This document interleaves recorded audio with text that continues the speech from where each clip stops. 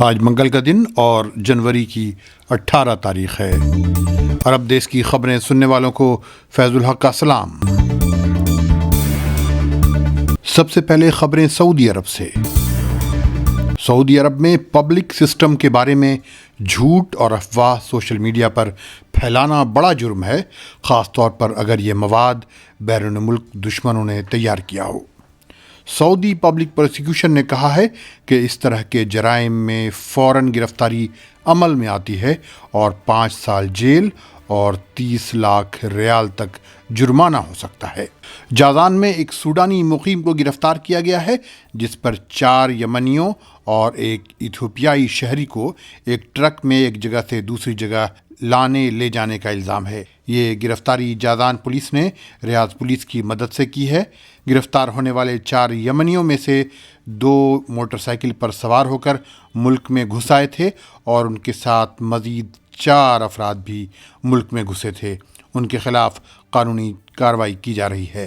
Saudi national centre for meteorology کے ترجمان حسین al Qahtani نے بتایا ہے کہ ریاض میں جمعہ اور سنیچر کو درجہ حرارت -3 ڈگری رہ سکتا ہے۔ ناردرن بارڈرز، حائل اور مدینہ منورہ کے شمالی علاقے میں درجہ حرارت -5 ڈگری تک گر سکتا ہے۔ انہوں نے لوگوں سے اپیل کی ہے کہ وہ اپنے علاقے میں موسم کے حالات پر نظر رکھیں اور احتیاطی تدابیر بھی کریں۔ انہوں نے کہا ہے کہ سعودی عرب کے بعض دیگر علاقوں میں بدھ سے سنیچر کے درمیان سرد ہوائیں چل سکتی ہیں۔ ملک میں کئی جگہ بارش اور برف باری ہو سکتی ہے اور کہیں غبار آلود آندھیاں چل سکتی ہیں۔ سعودی عرب میں گزشتہ 24 گھنٹے میں کورونا کے 5873 کیسز سامنے آئے ہیں اور 2 لوگوں کی موت بھی واقع ہوئی ہے۔ یہاں 454 لوگوں کی حالت سنگین بتائی جا رہی ہے۔ اب امارات۔ ابوظہبی کی ایک عدالت نے ایک اماراتی نوجوان کو سنائی گئی سزائے موت کو درست قرار دیا ہے۔ اس نوجوان پر الزام ہے کہ اس نے اپنے والد کو جان بوجھ کر قتل کر ڈالا تھا۔ اس کے لیے اس نے ایک دھاردار ہتھیار بھی استعمال کیا تھا اور اس نے اتنا حملہ کیا تھا کہ اس کے زخموں سے اس کے والد تاب نہ لا سکے اور ان کی موت واقع ہو گئی۔ یہی نہیں بلکہ اس نوجوان نے اپنے بھائی کی کار کو بھی نقصان پہنچایا تھا تاکہ وہ اس کے والد تک مدد کے لیے نہیں پہنچ سکے۔ یہ اماراتی نوجوان ہمیشہ اپنے والد سے پیسے مانگتا رہتا تھا اور اس کے لیے ان کے ساتھ مار پیٹ بھی کرتا تھا۔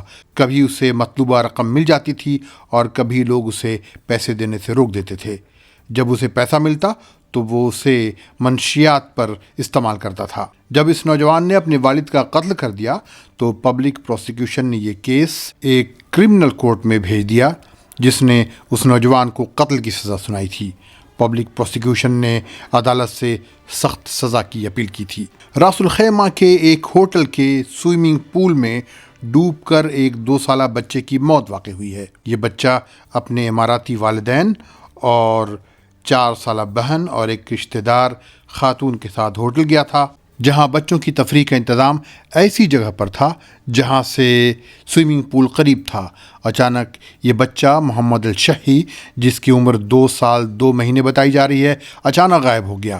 تلاش کی گئی تو وہ سوئمنگ پول میں ملا۔ جب اسے نکالا گیا تب تک اس کی موت واقع ہو چکی تھی۔ اس بلیٹن میں اتنا ہی، ملتے ہیں اگلے بلیٹن میں۔ خدا حافظ۔